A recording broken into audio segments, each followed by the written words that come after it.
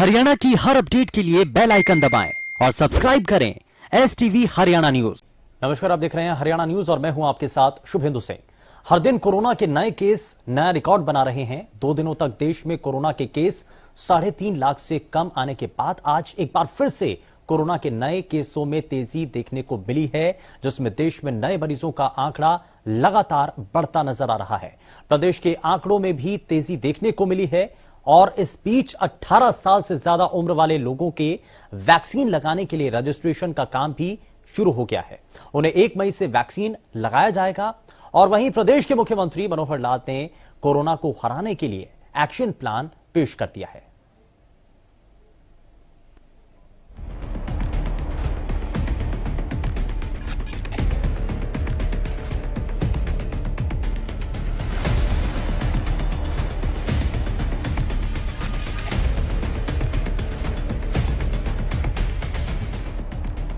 देश और प्रदेश में कोरोना हर दिन तांडव मचा रहा है।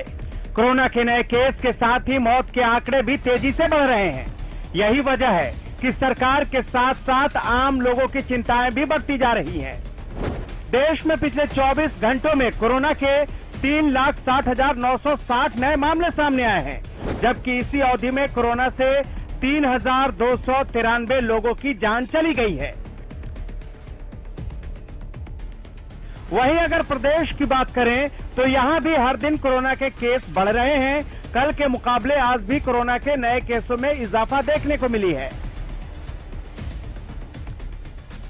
प्रदेश में पिछले 24 घंटे में कोरोना के 11,931 नए मामले सामने आए हैं, जबकि एक दिन में कोरोना से 84 लोगों की जान गई है। सबसे ज्यादा 3,684 कोरोना के मामले गुरुग्राम से सामने आए हैं। इसके बाद फरीदाबाद में 1,330 नए मामलों की पुष्टि हुई है। इसी तरह सोनीपत में 940 और करनाल में 725 नए मामले सामने आए। उधर प्रदेश में बढ़ते कोरोना से निपटने के लिए सरकार ने भी कमर कस ली है। प्रदेश के सीएम मनोहर लाल ने खुद ही मोर्चा संभाला है।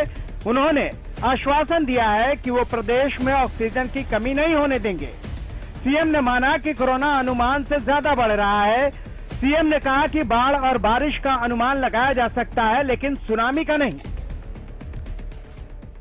पिछली बार भी पहली जो लहर थी, उस लहर में हमारा मैक्सिमम जो दिल्ली का आंकड़ा वो 3100 के लगभग गया था और फरवरी आते आते लग रहा था कि ये चीजें अब काबू में आ गई हैं और चीजें ठीक हो जाएंगी।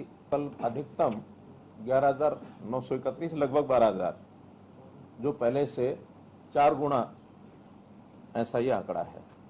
उसमें सबसे बड़ा संकट जो है वो हमारे सामने आया है ऑक्सीजन का। ऑक्सीजन, इतने सारे लोगों को मेडिकल ऑक्सीजन की आवश्यकता पड़ेगी, ये सोचा नहीं था। हालांकि ऑक्सीजन जो है कुल मिलाकर कमी नहीं है। सीएम ने कोरोना से प्रदेश में हुई मौतों पर दुख जताया है। सीएम ने कहा कि तमाम जिलों में अस्पतालों की व्यवस्था कर रहे हैं ताकि किसी को कोई परेशानी नहीं हो। सीएम ने कहा कि हर जिले में बेड्स की व्यवस्था की जा रही है, साथ ही मेडिकल कॉलेजों के छात्रों की सेवाएं भी ली जा रही हैं। डेथ्स जो हो रही हैं उनका बहुत एक कष्ट है, एक दुख है। एक एक मृत्यु के पीछे जो मन का भाव यही जाता है कि जिससे परिवार का एक आदमी चला गया है। सीएम ने कहा कि कोरोना को हराने के लिए सरकार पूरी ताकत से लगी हुई है।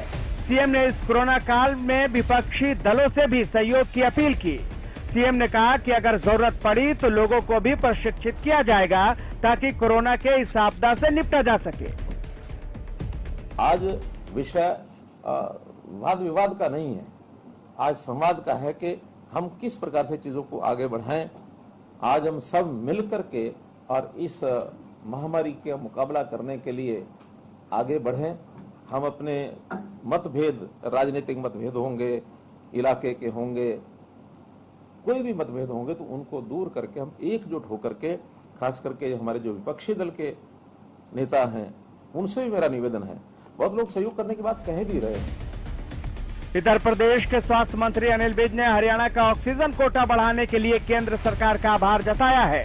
विज ने कहा कि हम जल्द अपने कोटे का ऑक्सीजन ओडिशा से एयरलिफ्ट करके हरियाणा में लाने की कोशिश करेंगे। हम आभारी हैं केंद्र सरकार के कि उन्होंने हमारी मांग पर हरियाणा का ऑक्सीजन का कोटा 162 एमटी से बढ़ाकर 232 एमटी कर दिया। हम शीघ्र उसको हरियाणा में लाने की कोशिश कर रहे हैं और अगर सब कुछ ठीक रहा तो हमारा प्रयास है कि हम उसको एयरलिफ्ट करके हरियाणा में ला सकें ताकि हरियाणा के लोगों को उससे जल्दी राहत मिल सके। इस बीच आज से देश में 18 साल से ऊपर वाले लोगों को वैक्सीन लगाने के लिए रजिस्ट्रेशन का काम शुरू हो गया। सरकार ने 1 मई से 18 साल से ज्यादा उम्र के लोगों को वैक्सीन लगाने का ऐलान किया है। इधर राजस्थान ने वैक्सीन सप्लाई में हो रही देरी के कारण 1 मई की जगह 15 मई से 18 साल से ज्यादा उम्र के लोगों को वैक्सीन लगाने का ऐलान किया है। वहीं महाराष्ट्र ने भी साफ कर दिया है कि 1 मई से वैक्सीनेशन का नया चरण शुरू नहीं होगा। जिस तरह से हर दिन कोरोना से हालात बिगड़ रहे हैं, वैसे में बस एक ही विकल्प है कि लोगों को ज्यादा से ज्यादा वैक्सीनेट किया जाए। लेकिन जिस तरह से कुछ राज्यों ने 18 साल से ऊपर वाले लोगों को वैक्सीनेट करने में 1 मई से असमर्थता जताई है, उससे सवाल यह है कि क्या बगैर पूरी तैयारी के ही 1 मई से 18 प्लस वालों को वैक्सीन लगाने का सरकार ने ऐलान कर दिया था। Bureau report, Haryana news.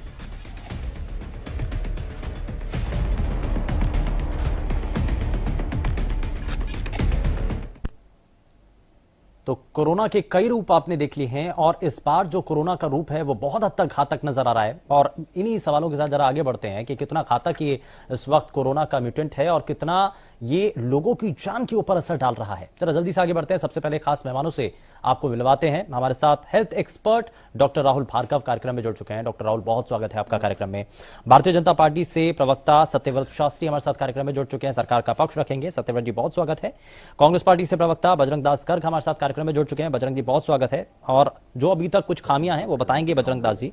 Indian national Lokdal से प्रवक्ता ओंकार सिंह हमारे साथ कार्यक्रम में जुड़ चुके हैं। ओंकार सिंह जी, बहुत स्वागत है आपका कार्यक्रम में। लेकिन मैं शुरुआत डॉक्टर राहुल आपसे ही करना चाह रहा हूं कि आज जो आंकड़े आए हैं, बीते रोज में कुछ ऐसा लगा था कि संक्रमण का जो ग्राफ है, जो आंकड़े थे वो कुछ कम हुए थे, रुके थे। अब लेकिन आज फिर से देखने को मिला है कि ग्राफ फिर से ऊपर पहुंच रहा है।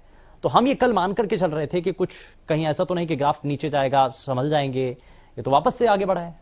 देखिए शुभेंदु जी, जब भी 5,000 10,000 के आंकड़े में अंतर आता है तो वो खुश नहीं होने वाली बात होती है कि हम आंकड़ों में बेहतरी हो गई। अगर आप एक वेइंग मशीन पे खड़े हों और 100 किलो के हों तो 2 किलो इधर या उधर होता ही होता है, वो कोएफिशिएंट ऑफ वेरिएशन होता है। उस दिन कितने टेस्ट हुए और कितने टेस्ट में पॉजिटिव आए उसको देखना जरूरी होता है, क्योंकि बहुत बार रिजल्ट डिले आते हैं, मतलब 3-3 2-2 3-3 दिन डिले आते हैं और बहुत बार बताए नहीं जाते। ये कंट्रोवर्शियल बात है, इसमें अपन बहस कर सकते हैं, पर बहुत बार बताए नहीं जाते और टेस्टिंग को कम कर दिया जाता है।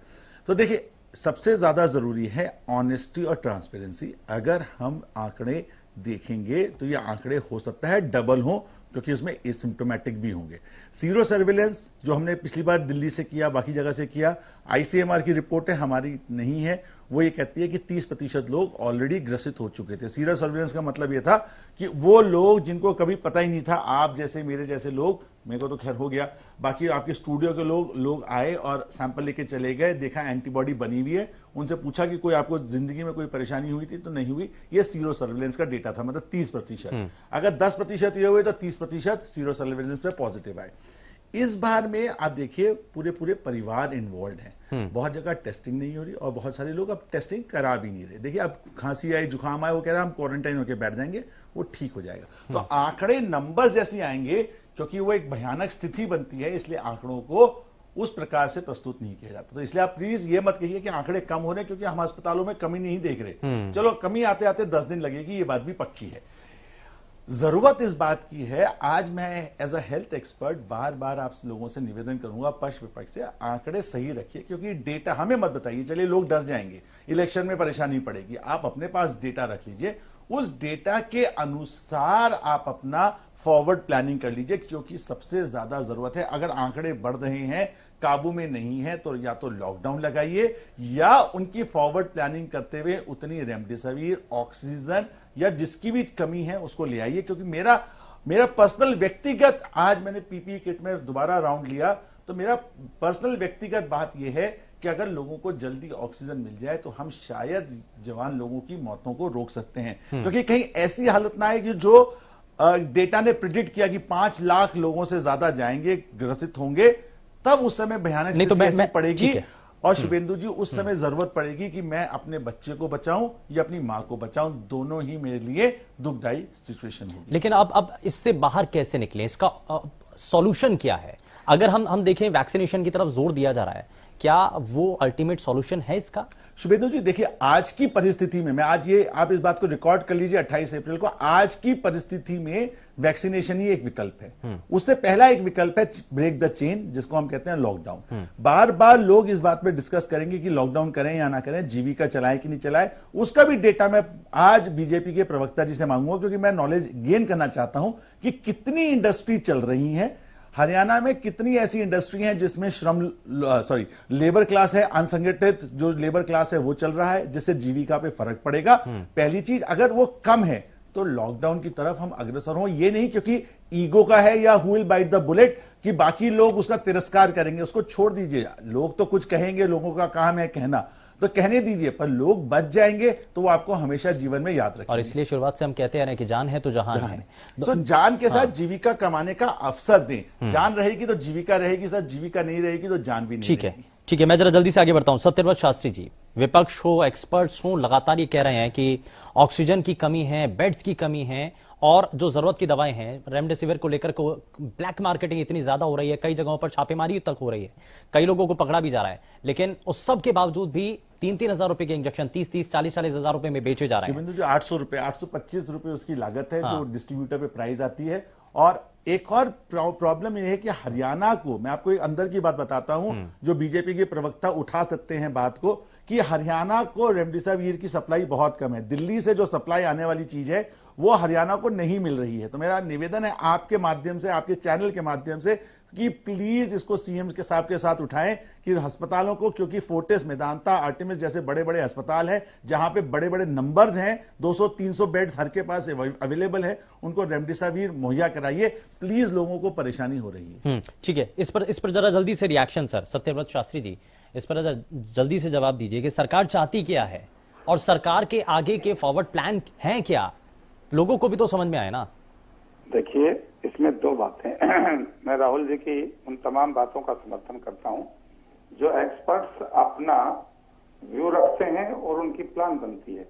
निश्चित रूप से ये तो मानना पड़ेगा कि भारत सरकार का स्वास्थ्य मंत्रालय रात दिन मेहनत करके इन आंकड़ों के ऊपर विश्लेषण करता हुआ और आगे बढ़ रहा है, और उसके अनुसार जैसी जैसी आवश्यकता बढ़ रही है, उन आवश्यकताओं की पूर्ति के लिए वो चाहे देश के अंदर की बात हो या देश के बाहर की बात हो, परिस्थितियां भयंकर हैं, उनका रोने से आवश्यकता नहीं है।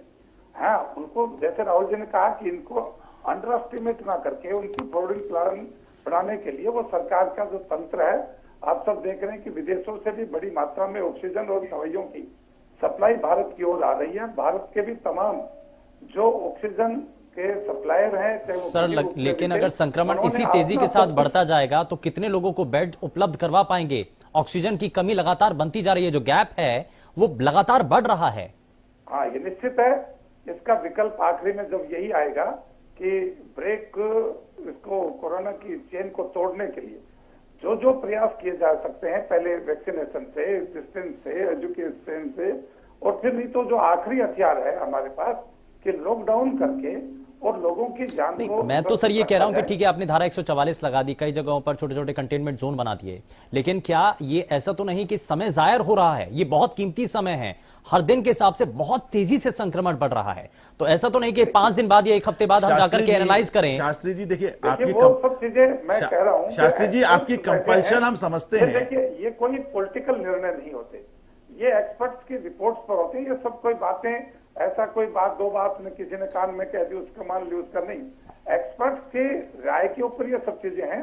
कंटेनमेंट जोन बनाने की बात हो, लॉकडाउन की बात हो, अधिक पाबंदियां लगाने की बात हो, गुड़गांव और फरीदाबाद के लिए शास्त्री विशेष जी, कुछ पाबंदियां लगानी सर मैं एक चीज आपको इसमें और जोड़ देता हूं। शास्त्री जी, अगर आप बुरा ना माने तो मैं आपका मूड बता देता हूं। पब्लिक को अच्छा मानने की बात नहीं है। पब्लिक को आज की तारीख में आप बुरा मानने के लिए आप कहोगे या अच्छा पर्सन राजी करने के लिए कहोगे, ऐसा नहीं है।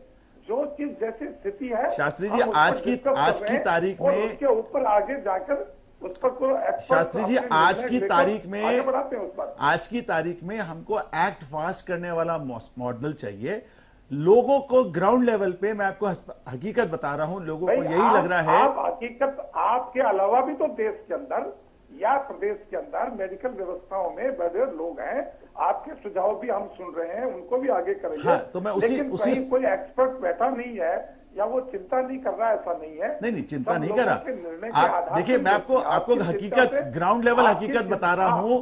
आज नहीं, सत्यव्रत जी एक चीज तो है ना कि जो एक्सपर्ट्स हैं, ठीक है, आप तक भी रिपोर्ट्स पहुंच रही होंगी, आप तक भी रिपोर्ट्स पहुंच रही होंगी, लेकिन एक जो सुझाव बार बार हम भी देख रहे हैं कि एक्सपर्ट्स बार बार ये कह रहे हैं कि अगर आप अभी कोरोना संक्रमण की चेन को तोड़ना चाहते हैं तो आप सबसे पहले कुछ बंदिशें सख्ती के साथ लगाएं। लॉकडाउन इसका विकल्प हो सकता है, आप उस पर अगर गौर करेंगे तो उसी के कारण ये जो संक्रमण है वो कुछ हद तक रुक पाएगा कुछ समय के लिए, ताकि आप उस समय तक व्यवस्थाएं तैयार कर पाएं, ऑक्सीजन की कमी को आप पूरा कर पाएं, और जो जरूरत की दवाइयां हैं, रेमडेसिविर और तमाम जो दूसरी दवाइयां हैं, तब तक आप उनको पूरा कर पाएंगे।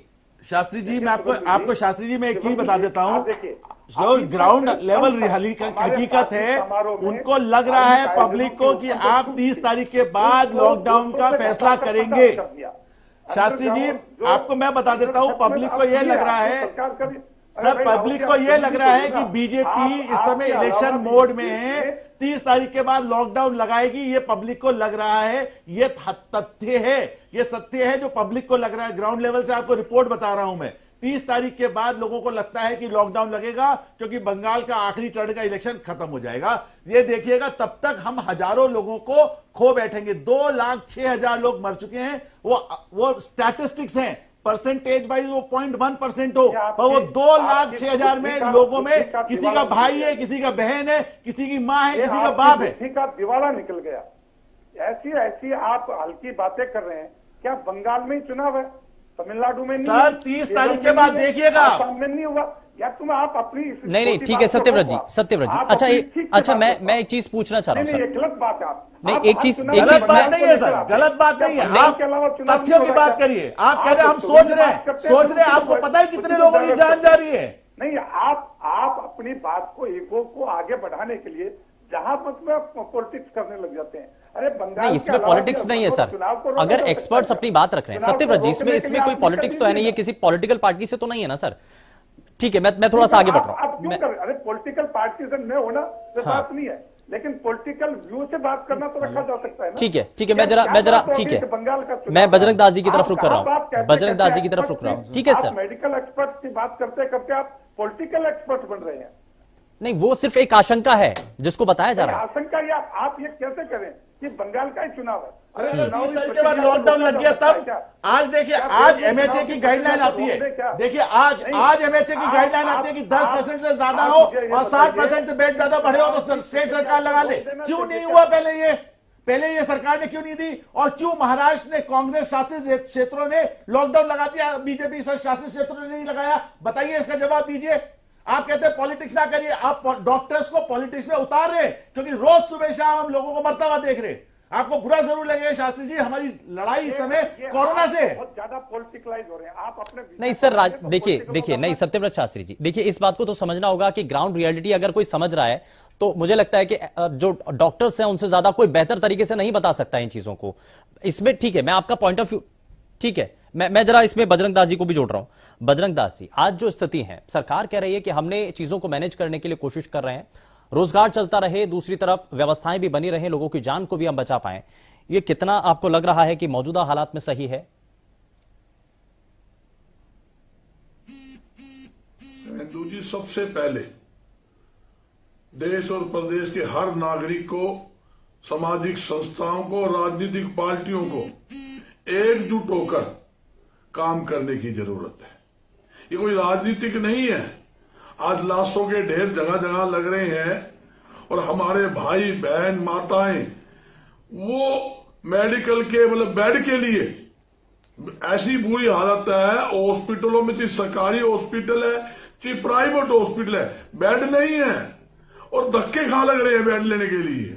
और उसके अलावा ना तो मेडिकल की सुविधा, दवाइयों की सुविधा है, ना टिक्के की सुविधा है, ना ऑक्सीजन की सुविधा है, वेंटिलेटर की सुविधा नहीं है। विपक्ष की यही आप प्रॉब्लम देख रहे है। हो जो सरकारी आंकड़े आपके सामने, अरे सर, विपक्ष के सर से ज्यादा नहीं बजरंग दास जी, यही तो एक पहली लाइन आप शुरुआत आप ऐसे करते हैं कि इसमें राजनीति। बजरंग दास जी, सारी गलती नहीं है, आप समझिए बात को। आपको यह बोलना है कि हुआ है, प्रदेश की सरकार मेहनत कर रही है, कोशिश कर रही है, बट वो इतना बड़ा सैलाब है कि शायद मुश्किल है सब चीजों से कोप अप करना। सकारात्मक विचार दीजिए। भाई सुन ले, बड़ा गीत मत गाओ सरकार के गीत मत गाओ। नहीं बजरंग दास जी, एक मिनट, देखो नहीं, इसमें जो सिचुएशन बनी हुई है उसको बताया जा रहा है, सरकार के सामने जो चैलेंजेस हैं वो भी बताए जा रहे हैं। और आप जो शुरुआत में पहली लाइन कह रहे हैं कि हम इसमें राजनीति नहीं होनी चाहिए, लेकिन अगली लाइन से राजनीति शुरू कर देते हैं। लाइन से जुड़ा हूं मैं, राजनीतिक बात नहीं है, सामाजिक बात है। लोगों बेड नहीं है, लोग हॉस्पिटल के बाहर सड़कों पे इलाज करवा रहे हैं, गाड़ियों के अंदर ऑक्सीजन लगा रहे हैं। अच्छा, सरकार ने कोटा बना दिया, जिला प्रशासन ने कोटा बना दिया, जिस हॉस्पिटल के अंदर एक दिन के अंदर 100 सिलेंडर गैस के लग रहे हैं, आप उसका कोटा बना रहे हो, 20 आपको सिलेंडर मिलेंगे, भाई बाकी सिलेंडर नहीं, गैस नहीं मिलेगी, ऑक्सीजन नहीं होगा तो पेशेंट कहां जाएगा। इनको सबसे पहले जो मेडिकल के जो बेड के सेंटर है, बेड के सेंटर बढ़ाने चाहिए, बेड की क्षमता ठीक है, ठीक है, जैसे मेडिकल कॉलेज है, ठीक है बजरंग दास जी, बजरंग दास जी। अच्छा सर, एक बात बताओ सर, आपके सामने स्थिति क्या है? अरे सर सुनो तो सही सर, देखिए आप सर आप सुनो तो सही, बात सुनो पूरी। मुख्यमंत्री जी कहते हैं हर प्रकार की सुविधा है, ऑक्सीजन पूरी है, दवाई पूरी है, इंजेक्शन पूरे है, ऑक्सीजन पूरा है।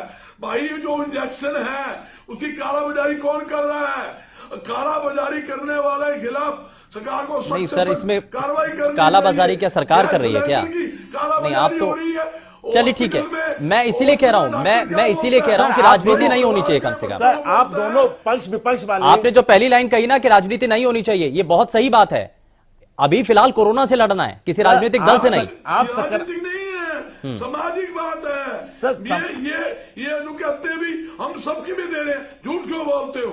आंकड़े गलत क्यों? चलिए ठीक है, मैं थोड़ा सा आगे बढ़ता हूं, मैं आगे बढ़ रहा हूं। ओंकार सिंह जी, आपको बजरंग दास जी जीरो कोई, बजरंग दास जी सुनो बात को, जीरो कुछ नहीं होता, सरकार प्रयासरत है, ये बात पक्की है, बट आपको सकारात्मक क्रिटिसिज्म करना जरूरी है कि जिस आपकी सरकार फेल है, कोई प्रयासरत नहीं है। मुख्यमंत्री सिर्फ हेलीकॉप्टर में घूमना जानता है। आपने बताइए जब नवंबर के अंदर ये कोरोना का जो बीमारी कम हुई, आपने क्यों नहीं इंतजाम करे? आपने बाई लूटने के लिए किसानों को लाठी नहीं सर, काम करते रहे। तो इसके लिए तो सभी सरकारें ना, मतलब अगर देखें तो यानी कि कांग्रेस की सरकार पंजाब में भी है, कांग्रेस की सरकार पंजाब में भी है, राजस्थान में भी है, तो यानी कि वहां पर भी नहीं समझ पाई ना सरकार। अरे चलिए मैं इस पर नहीं जाना चाहूंगा सर। पहले शुभेंदु जी, बजरंग दास जी एक मिनट, दोनों पक्ष विपक्ष सुन लीजिए सर दोनों। चलिए मैं थोड़ा सा आगे बढ़ रहा हूं, एक मिनट सर। ठीक है बजरंग जी, ठीक है। जो बार बार पक्ष विपक्ष को लगता है कि ओवरनाइट अस्पताल बना दीजिए, मैं उनकी आज गलतफहमी माफ करना चाहता हूं कि आप अस्पताल का इंफ्रास्ट्रक्चर बिल्डिंग खड़ी कर सकते हो, इतने एसी हॉल्स हैं, इतने 5 स्टार होटल्स हैं, बट आपने कभी सोचा कि नर्सेज और डॉक्टर्स कहां से आएंगे? वो थकते हैं। आपका कहना सर बड़ा आसान है, हर सरकार विपक्ष का आदमी होता है कि आप अस्पताल खोल दीजिए। अरे सर अस्पताल में कहां से डॉक्टर कहां से लाओगे? वो क्वालिटी केयर कहां से दोगे? It is not about numbers, it is about quality. बढ़ा सकते हो 270 एकड़ के अंदर मेडिकल कॉलेज है, उसके अंदर डॉक्टरों की सुविधा है, मतलब स्वास्थ्य कर्मचारी की सुविधा है, सिर्फ मेडिसिन और आपने ऑक्सीजन उनको। चलिए ठीक है सर। ओंकार सिंह जी, मैं जरा जल्दी से रुक कर रहा हूं। ओंकार सिंह जी, क्या करते हो आप? वो उसका मेंबर है, ठीक है। ये बजरंग दास जी, ठीक है, काम प्रैक्टिकल कुछ करती नहीं है। अरे नहीं बजरंग सर, दास जी, सर, ठीक है, ठीक कुछ है। नहीं करती है एक सर। मिनट। आपको इंटेलिजेंट इन्वेस्टिगेशन करके आपको बताना चाहिए कि कैसे होगा। ठीक है। आप तीनों के सामने एक बहुत बड़ी प्रॉब्लम है, रेमडेसिविर हरियाणा सरकार को नहीं मिल रही है। आप प्रेशर तो लगाइए तीनों मिलके।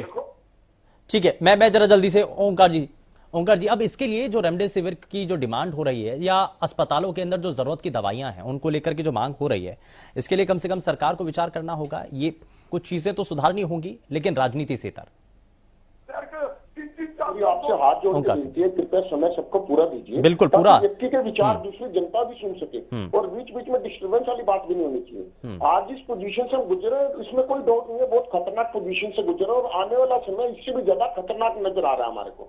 लेकिन बहुत अफसोस की बात है कि सरकार कोशिश तो कर रही है, सरकार का कोई विजन नहीं है। मैं इनसे पूछना चाहता हूँ कि इनकी नीति क्या है, इनका विजन क्या है। इन्होंने पहले कह दिया 9 बजे दुकानें बंद हो जाएंगी, फिर बोल दिया 10 बजे दुकानें बंद कर देंगी, फिर बोल दिया शाम को 6 बजे दुकानें बंद हो जाएंगी। कोई मतलब तार्किक आधार तो होना चाहिए। हम कोई डिसीजन लेते हैं उसका कोई तर्क होता है। इनके पास 6 बजे दुकानें बंद करने का तर्क क्या है, जबकि वास्तव में पोजीशन है 6 बजे का टाइम जो है बहुत क्रूशियल टाइम है।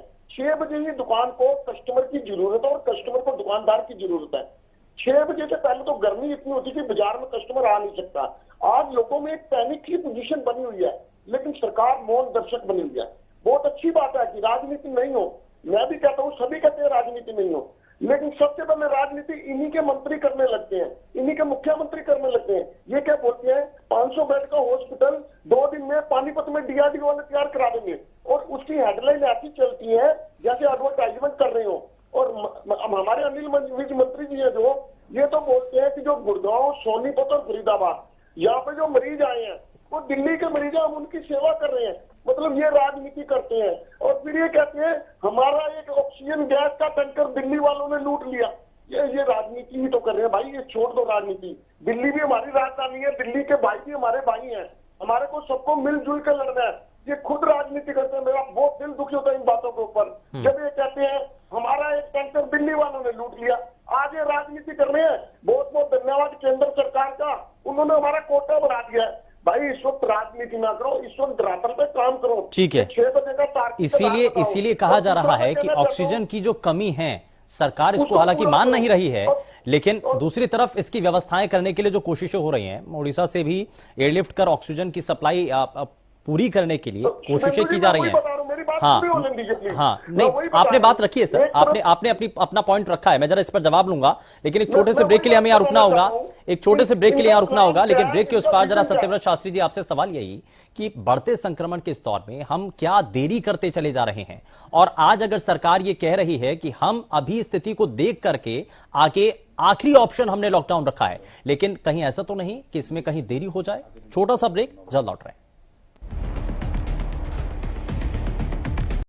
ब्रेक के बाद आप सभी का स्वागत है। जरा जल्दी से आगे बढ़ते हैं बिना समय गवाए। सत्यव्रत शास्त्री जी, बहुत सारे सवाल ये भी कि ऑक्सीजन की कमी को आप इनकार कर रहे हैं, लेकिन कई जगहों पर लगातार कमी की शिकायतें आ रही हैं, चाहे वो फरीदाबाद हो, गुरुग्राम हो, यहां से लगातार शिकायतें मिल रही हैं कि ऑक्सीजन की किल्लत है। और कई जगहों पर ऐसा भी मामले सामने आए हैं जहां पर हॉस्पिटल के द्वारा पेशेंट्स को कहा जा रहा है कि ऑक्सीजन की कमी है। हालांकि टीम वहां पर पहुंची तो पता चला कि ऑक्सीजन वहां पर 6 घंटे का पेंडिंग बचा हुआ था, लेकिन पैनिक क्रिएट किया गया। तो ऐसे लोगों पर कार्रवाई कब और ऑक्सीजन की कमी की पूर्ति कैसे की जाएगी? देखिए शुभेंदु जी, 3 मोर्चे आज सरकार के सामने हैं। एक वो लोग जो बीमार हो चुके, उनको ऑक्सीजन दवाइयां मुहैया कराना। एक आजीविका के संबंध में जो गरीब तबका है उसकी आजीविका ना हो। और तीसरी जो आने वाले संख्या है, जो कोविड पेशेंट होंगे, उनकी पूर्व की और आगे की तैयारियां। और कई स्पष्ट रूप से ना कहे तो कुछ चीजें संकेतात्मक हैं। व्यवस्था बाहर से इसीलिए हो रही है, कोटा इसलिए बढ़ रहा है, एयरलिफ्ट की बात इसीलिए है कि कुछ कमी है या आने वाले समय में उनकी जरूरत पूर्ति के लिए हम प्लान बना रहे हैं। इसी प्रकार हॉस्पिटल्स की कुछ आज जरूरत है, कुछ आने वाले समय की जरूरत है। उन दोनों की आज जो वर्तमान में हमारे पास स्ट्रक्चर है उसमें कितना बढ़ाया जा सकता है, वो सभी उपायुक्तों को माध्यम से बढ़ाया जा रहा है। और जो अचानक कोई बढ़ेगा, बड़ी मात्रा में से बेड करने हैं, तो उनके लिए अलग से, यानी कई मोर्चे हैं, सब मोर्चों के ऊपर सरकार सर एक साथ आगे बढ़ रही है। जहां पर शिकायतें मिल रही हैं वहां पर आपूर्ति कैसे की जाए? आज जरूरत है ऑक्सीजन की, बड़ी आपदा है, उस आपदा को कवर करने के लिए संसाधन जितने भी होंगे वो कम पड़ेंगे, इसलिए ब्रेक डाउन करना उस सब सरकार बढ़ रही है। आज फरीदाबाद में, गुड़गांव में और ग्रामीण क्षेत्रों में भी जगह जगह पर जो गैदरिंग का विषय है उस पर छापामारी करके लोगों को इंटेलिजेंट किया जा रहा है कि कम से कम संख्या के अंदर कार्यक्रम किए जाएं। तो सब मोर्चे खुले हुए हैं, सब मोर्चों के ऊपर सरकार आगे बढ़ रही है। और जो चलिए एक तैयारी और 1 तारीख से 18 साल से ज्यादा उम्र के लोगों को भी, यानी कि यूथ को भी, हाँ, विपक्षी पार्टी से और हमारे जो एक्सपर्ट बैठे हैं राहुल जी, इनसे भी मैं निवेदन करूंगा सरकार के सहयोग के लिए जो जो आप कह सकते हैं आप चैनल पर जो डिस्कस करेंगे मैं कल सरकार से शेयर करके आप सब सुझाव और सहयोग जो सरकार तो शास्त्री जी आज अपन बड़ी सकारात्मक बातें कर रहे हैं। चलिए अब मैं, ये विपक्ष पार्टी तो बात नहीं उठाएगी, मैं उठा लेता हूं बात। विपक्ष का काम और डॉक्टर का काम मैं कर लेता हूं। शास्त्री जी देखिए, सिंपल सी बात है, वैक्सीनेशन एक बहुत बड़ा हमारे पास हथियार है। आज हो गई 28 तारीख, आप आज से रजिस्ट्रेशन स्टार्ट हो गया। अब मैं आपको प्रॉब्लम समझा रहा हूं। एक पहली चीज, क्लैरिटी नहीं है कि कितने रुपए में कौन सी वैक्सीन खरीदी जाएगी। आज आधार पूनावाला ने कह दिया कि 400 की जगह 300 में खरीदी जाएगी और वो इंडिया के 5th रिचेस्ट मैन बनने वाले हैं। पिछले 4 महीनों में उन्होंने 8,000 करोड़ रुपए इन्वेस्ट किए वेरियस कंपनीज में। चलिए ये बात तो अलग की बात है। दूसरी बात, अभी तक प्रोक्योरमेंट हरियाणा को ये नहीं पता कि हमारे को कितनी डोजेज मिलेंगी। मैं आज डेटा देखने की कोशिश कर रहा था कि हमारे हरियाणा में 18 से 45 साल वाले कितने हैं, वो हमारे को मिला नहीं, पर मैं अगली बार शो पे आऊंगा तो वो मैं लेके आऊंगा आपके पास। 45 साल से ऊपर वाले लोगों को अभी वैक्सीन नहीं लगी, 65 साल वालों को भी नहीं लगी। अब वैक्सीनेशन हेजिटेंसी जो थी वो खत्म होगी, लोगों में इंथुजियाज्म आएगा। 2 तारीख को वैक्सीन लगनी है, टीका पहुंचा नहीं है, टीका कब आएगा? अब क्या होगा, भीड़ होगी। कोविन ऐप पे आपने एप्लीकेशन स्टार्ट कर दी, अब भीड़ होगी। आज देखिए महाराष्ट्र में क्या हालत हुई, लोग फिर लाइनों में खड़े हो गए। तो इलेक्शन का पर्व हो, वैक्सीनेशन का पर्व हो, कोई भी पर्व हो, वहां पे लाइनों की कोई जरूरत नहीं होनी चाहिए। वैक्सीनेशन की प्रोसेस को सुचारू रूप से कर दीजिए, हमारी जो खोई हुई इज्जत है वो वापस मिल जाएगी। जो इतने दिनों में, ये पिछले 2 हफ्तों में हमने इज्जत खोई है विश्व के सामने। देखिए आप इलेक्शन भी तो कराते हो ना, आप पूरे देश का इलेक्शन 7-8 चरणों में इलेक्शन कमीशन कराती है। आप 60-70 करोड़ लोगों को फ्रेंचाइज करवाते हो, उसकी जगह 2 या 3 कमरे बना के आपको वैक्सीन देनी है। तो सबसे बड़ी इंपॉर्टेंट चीज क्या है, क्लैरिटी ऑफ प्राइस, कि प्राइस कितनी पड़ेगी हर सरकार को। क्योंकि आप सब्सिडी की बात करते हैं सर, मैं सब्सिडी की बात ऐसे बताता हूं आपको कि अगर आप 300-150 रुपए की चीज को 300 रुपए में हरियाणा सरकार खरीदती है, वो सब्सिडी की जो प्राइस है वो हमसे ही निकलेगी सर। वो तेल में जो वैट लगता है वो हमारे से ही निकलता है, जो टैक्स पेयर है, पहली बात। दूसरी बात, जब वो प्रॉपर तरीके से नहीं खरीदी जाएगी और डोजेस की रिक्वायरमेंट नहीं होगी तो लोगों में असंतोष होगा। तो देखिए सरकार का काम मिनिमम गवर्नेंस वाली बात जो होती वो करवाना बहुत ज्यादा जरूरी है। शास्त्री जी प्लीज मेरा निवेदन है आपसे, सरकार को आप एडवाइस करिए कि वैक्सीन खरीद के प्रॉपर तरीके से लगा दे तो लोग पिछले 2 हफ्ते की परेशानियां भूल जाएंगे। ठीक है, सत्यव्रत जी जवाब दीजिए सर। देखिए इस पर भी कई मोर्चों से जो विदेशी हमारे देश हैं, जो मित्र देश हैं और जहां वैक्सीनेशन चल रहा है उनकी अपनी वैक्सीन है, उसके लिए भी बात हो रही है। और यहाँ भी जो वैक्सीन जो कंपनियां तैयार कर रही हैं, अनेक बार उनसे बातचीत करके रेट के बारे में भी और सप्लाई के बारे में भी, लेकिन क्योंकि बात बड़ी है, संख्या हम सबके लिए बड़ी है, इसलिए अच्छा हरियाणा में डोजेस हैं प्रॉपर पूरी हैं 1 तारीख से? अगर ये शास्त्री जी देखिए, शास्त्री जी एक बात समझिए, जब इलेक्शन की बारी आती है तो वही संख्या हमारे लिए पॉजिटिव है, जब हमारे को आत्मनिर्भर की बात आती है तो वही जनसंख्या आपके लिए अच्छी है, जब वैक्सीनेशन में प्रॉब्लम आती है तो आप कहते हैं जनसंख्या बहुत है। शास्त्री जी ये 2 तरफा बात कैसे? अगर वो जनसंख्या जो आपके लिए सबसे ज्यादा कारगर थी, जिससे कारखाने चलाने थे, जिससे इकोनॉमी का पहिया चलाना था, उसके लिए तो सबसे ज्यादा सोच होनी चाहिए ना। इसमें काहे की राजनीति? ये दोनों विपक्षी पार्टी बात ही नहीं पूछते आपसे कि 300, 400, 600, 1200 रुपए काहे की। मैं आपको और गणित समझाता हूं कि सीरम इंस्टीट्यूट जो अपनी कंपनी है, एस्ट्राजेनेका से उसको दवाई मिली, वो 300 रुपए में दवाई बेच रही है। हमारी आईसीएमआर की खुद की कंपनी, खुद का प्लांट, वो कोवैक्सीन 600 रुपए में बेच रही है। तो क्या सरकार 600 रुपए वाली खरीदेगी या 300 वाली खरीदेगी? 300 वाली खरीदेगी, 150 की चीज 300 में खरीदेगी। आप समझाइए ना, आप ट्रांसपेरेंटली आप बता दीजिए, आप प्रवक्ता है, आपको सब पता होगा। ठीक है, आपको जरा बताइए, जवाब ट्रांसपेरेंटली बताइए। सर सत्यव्रत जी बताइए। जी, ये निर्णय ऊपर के हैं, हम उस लेवल पर नहीं बैठे जिस लेवल पर ये निर्णय होने हैं, लेकिन फिर भी मैं आपकी भावनाओं, जन भावनाओं को आदर करते हुए ये सलाह आगे दी जाएगी और उसके ऊपर काम भी हो रहा है। ठीक है, अच्छा, एक चीज मैं जरा जल्दी से और आपसे ये पूछना चाह रहा हूं सर। ठीक है, आप अस्पताल बना रहे हैं, आप कह रहे हैं कि हम और बेड्स अवेलेबल कर रहे हैं। एक बड़ा वाजिब सा सवाल था कि आप डॉक्टर्स कहां से लाएंगे, एक्सपर्ट्स कहां से लाएंगे उनकी देखरेख के लिए मरीज जो पहुंचेंगे? देखिए, आज ही अनिल विज जी का स्टेटमेंट था और उसमें उन्होंने बिल्कुल क्लियर कहा कि लगभग 1400 डॉक्टर हमारे पास फाइनल ईयर के हैं।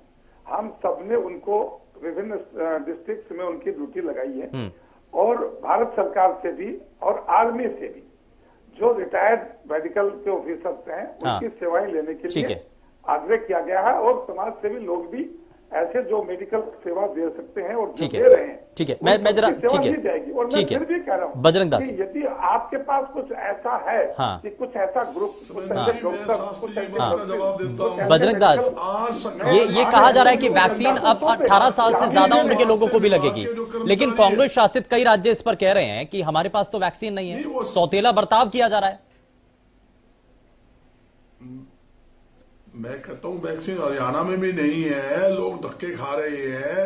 जहां तक इन्होंने कहा भी डॉक्टरों की और स्वास्थ्य कर्मचारी की भरपाई करेंगे, आज सरकारी विभाग के अंदर 50% कम से कम डॉक्टरों की और स्वास्थ्य कर्मचारियों की कमी है। सरकारी जो कर्मचारियों के अंदर ये कहां से भर्ती कर रहे हैं? भर्ती तो करते नहीं। जहां इन्होंने बताया मेडिसिन के बारे में, राहुल जी बता रहे थे, सरकार की गलत नीतियों से 70% दवाइयों के उद्योग हरियाणा से पलायन करके बद्दी हिमाचल में चले गए हैं।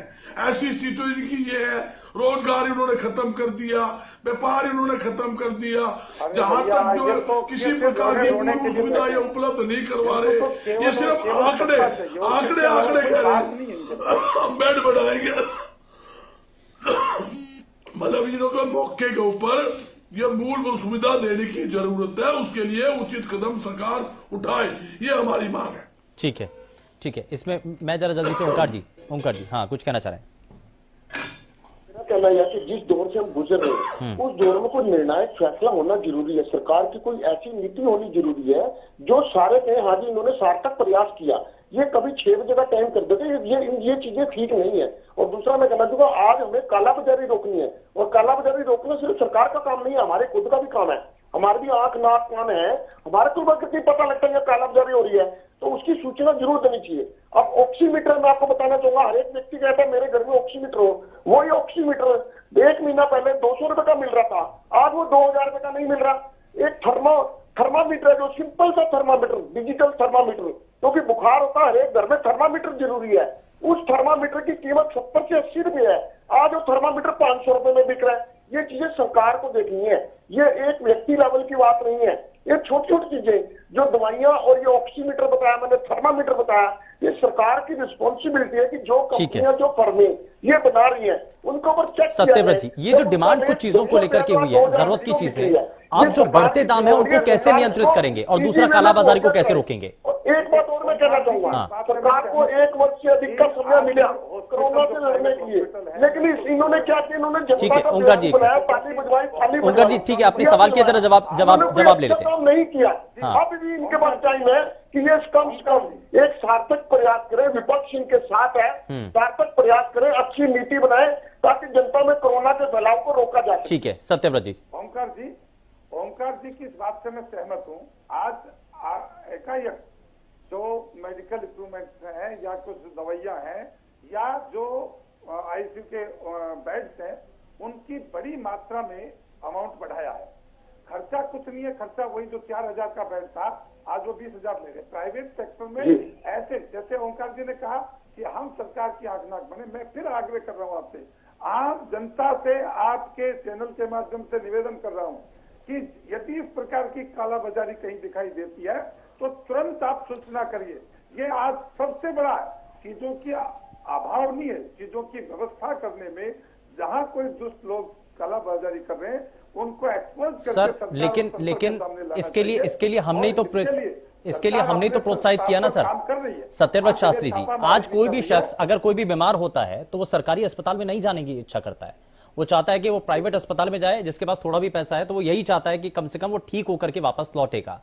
बिल्कुल ये शुभेंदु जी बिल्कुल सही बोल रहे हैं। अब आप देखिए सत्यव्रत जी, आप मैं इस बात से सहमत नहीं हुआ। नहीं शास्त्री जी मैं आपको, आप पहले असहमत हुए हैं। हमारे यहाँ पटिकरा आयुर्वेदिक कॉलेज है जो बेहतरीन परिणाम उसने पिछले लहर सर ये किसी एक पर्टिकुलर एक इलाके के किसी अस्पताल की बात हो सकती है, लेकिन शास्त्री अमूमन जी जनरल परसेप्शन क्या है शास्त्री जी? वो पैसे के अरे शास्त्री जी, नहीं, अच्छा चलिए छोड़ दीजिए सर, आम जनता की छोड़ दीजिए, जितने भी नेता हैं, अच्छा शास्त्री नेता जी- भी जितने भी हैं सही सर, बात कोई है। भी अगर नेता बीमार होता है तो वो प्राइवेट अस्पताल की तरफ भागते हैं। अच्छा शास्त्री जी, सरकारी अस्पताल में क्यों नहीं जाते फिर? आंकड़ों की बात सुनो शास्त्री जी आंकड़ों की बात सुनो, आप आंकड़ों की बात सुनो। आपको व्यवस्था सरकारी अस्पताल की इतनी सुदृढ़ करनी है कि पहली चॉइस लोगों की सरकारी अस्पताल हो, पहली चीज। दूसरी चीज मैं आपको आंकड़ों से बताता हूं, एक साल में जितने भी नेता भर्ती हुए वो विपक्ष के हों या पक्ष के हों, वो कौन से अस्पताल में गए ये जग जाहिर बात है।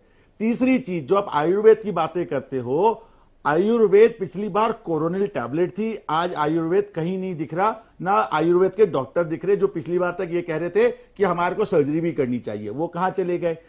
शास्त्री जी बहुत सारी चीजें जुमलेबाजी से चलती हैं, एक पर्टिकुलर वर्ग को खुश करने के लिए यूज होती हैं, पर लार्जर पब्लिक के लिए वो काम नहीं करती। शास्त्री जी इस बात को समझिए, प्राइवेट सेक्टर इसलिए सुदृढ़ है क्योंकि सरकारी कमजोर है, वो इसलिए सुदृढ़ नहीं है। आप समझिए इस बात को। अब मैं गुरुग्राम की बताऊं, सरकारी अस्पताल में एक भी कोरोना बेड नहीं है। सरकार ने मानेसर का एक अस्पताल ले रखा है, ईएसआई अस्पताल ले रखा है, अपने अस्पताल में एक भी बेड नहीं है।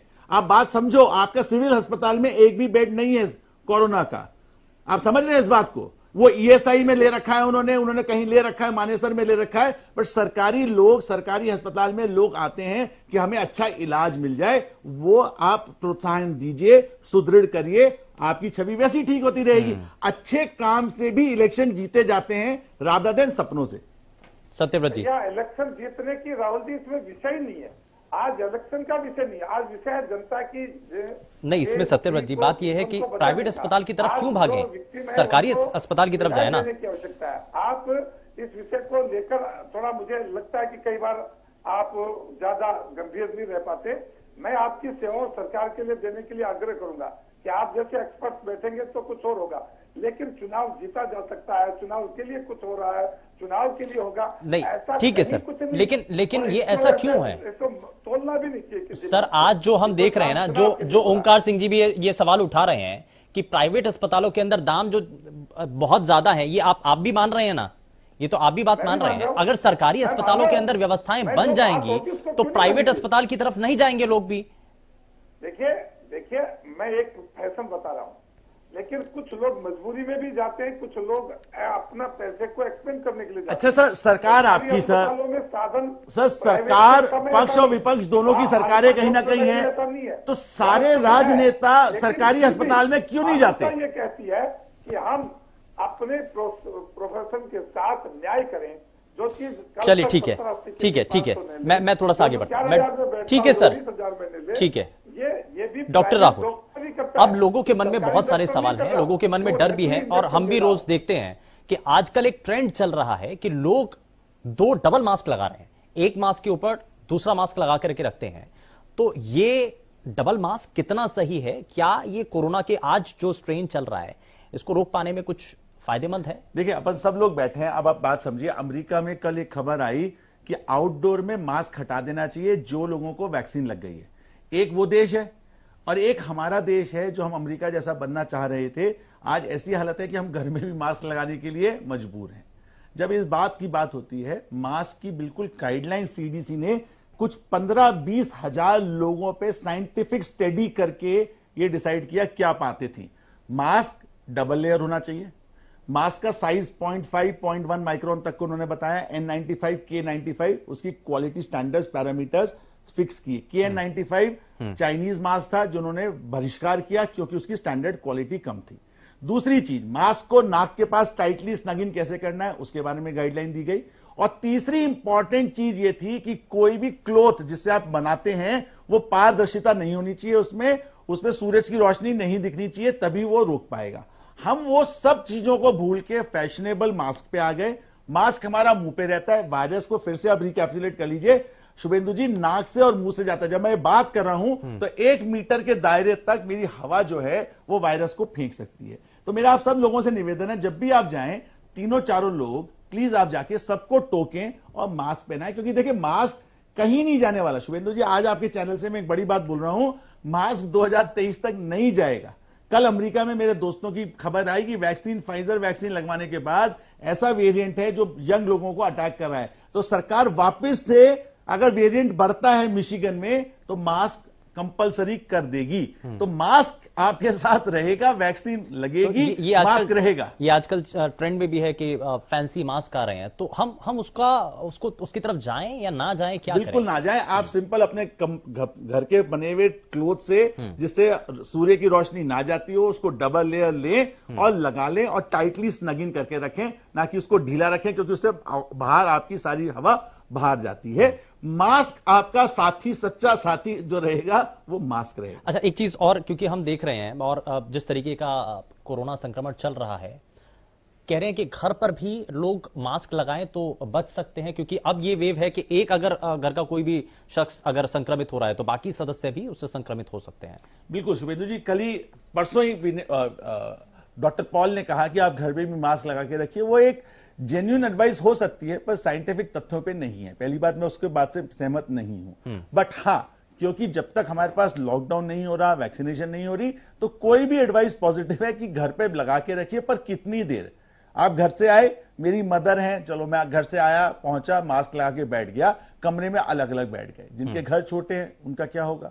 कितनी देर मास्क लगाएंगे? क्या सोते हुए मास्क लगाना है? क्योंकि सोते हुए भी आप सांस लोगे। क्या आपको वॉशरूम में भी मास्क लगाना है? तो घर में मास्क लगाने का मतलब यह है शुभेंदु जी, वो कठिनाई भरा है, क्योंकि हम अपने घरों में फ्री रहना चाहते हैं। पर बहरहाल, क्योंकि जिस हिसाब से अगले 2 हफ्ते में कोरोना का संक्रामक रोग बढ़ रहा है, जो प्रिकॉशन हो सकती है वो करिए। मास्क घर में बैठ के पहन के बैठिए, दूर दूर बैठिए।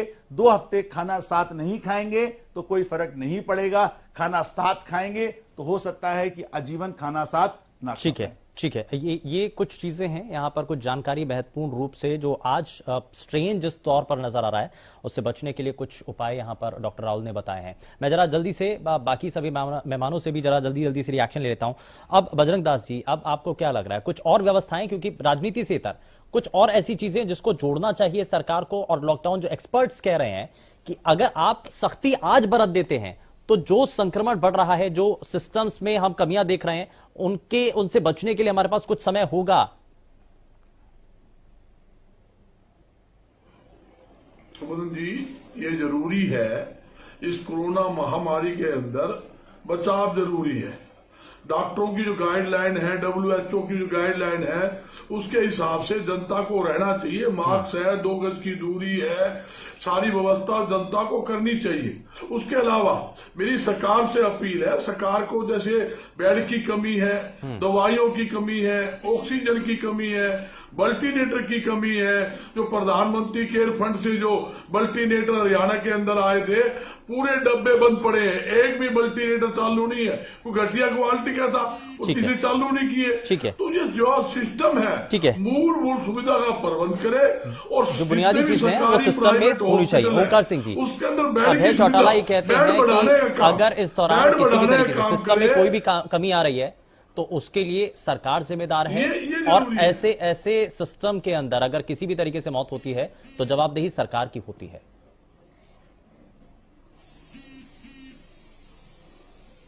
देना चाहूंगा आपके माध्यम से जनता को भी और सरकार के बंदों को भी। अभय चौटाला जी अगर कह रही है कि इसके लिए सरकार जिम्मेवार है, तो 100% सरकार ही जिम्मेवार है, क्योंकि सरकार की ही पिछले 1 साल से व्यवस्था बनाने की जिम्मेवारी है। और अब वे जो नॉर्म्स, जो रूल्स से बना रही है, उसके ऊपर हम सरकार के नॉर्म्स और रूल्स के ऊपर ही हम माथा टेक रहे हैं, उसी के अनुसार चल रहे हैं। अब मैं बताना तो सिर्फ मैं 2 सुझाव जरूर दूंगा। एक बात तो यह कि जो हमारे प्राइवेट हॉस्पिटल की तरफ, हमारे ऊपर भी जब कोरोना का अटैक हुआ, मैं खुद प्राइवेट हॉस्पिटल में गया, क्योंकि मेरे को डर लगा कि कहीं सिविल अस्पताल में ये दिक्कत ना आए। तो इसके लिए मैं जरूर कहना चाहूंगा कि सरकारी अस्पताल भले उसमें व्यवस्था है या नहीं है, लेकिन जो आम जनता वो अपने नेताओं की तरफ देखती है। जब एक व्यक्ति अनुसरण करने योग्य हो जाता है, मान लीजिए अनिल विज की बात ले लेता हूं, जब इनको कोरोना हुआ तो सीधे मैं जानता से पहले कहीं नहीं रुके। तो ये एक जनता के सामने उदाहरण फिट होता है। ये तो हर राजनीतिक दल के नेता की बात है सर, हर कोई प्राइवेट अस्पताल में जाता है। खैर, लेकिन मैं जल्दी से सत्यव्रत शास्त्री जी, अब आगे का प्लान क्या है? हरियाणा सरकार क्या आगे और करने की कोशिश कर रही है? क्या तैयारी है? कुछ विजन है? वैक्सीनेशन ही एकमात्र विकल्प या कुछ और भी सख्ती? शुभेंदु जी, एक चीज एक बात मैं कहना चाहूंगा। ठीक है सर, बहुत कम समय। ओंकार सिंह जी, बहुत कम समय सर। सत्यव्रत जी, जरा जल्दी से जवाब। डॉक्टर्स की भी आवश्यकता पूर्ति के लिए आवश्यक बढ़ेगी और हमारे यहाँ उत्पादन से लेकर और आयात तक सब चीजों पर निगरानी है और सब चीजों में मैं विशेष रूप से कांग्रेस एक बड़ी विपक्ष की पार्टी है। पिछला 1 साल होगा कांग्रेस के किसी बैनर के नीचे कोई सामाजिक और किसी प्रकार का सहयोग जनता के लिए नहीं था।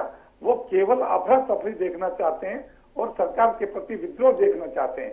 मैं उनसे हाथ जोड़कर आग्रह करूंगा कि आप अपने स्तर के ऊपर जो सामाजिक दायित्व आपका विपक्ष के नाते बनता है। चलिए, मैं तो सभी से आग्रह करूंगा कि राजनीति ना हो कम से कम। बस आज सिर्फ कोरोना से लड़ें, बाद में राजनीति करें।